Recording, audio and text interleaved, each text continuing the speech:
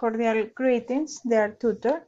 Continuing with the beloved of this activity, I decided to make this video in order to be taken into account as an development of the speaking activity, since it is impossible for me to schedule to a meeting by Skype because I am about to give birth this week and the latest on Tuesday of next week.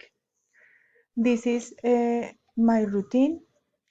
I I make up at 6:15 in the morning from Monday or to Friday. Then I get up at 6:30 in the morning. I shower and get dresses and prepare breakfast for my 7 years old son. I work at home, so I have to organize my time to work and be with my children.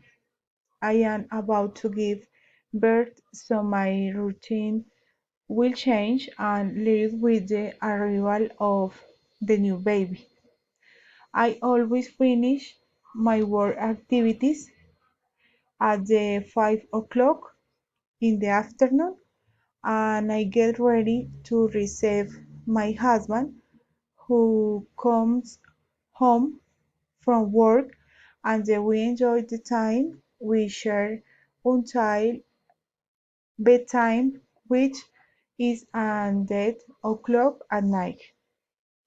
This is my routine. Thank you.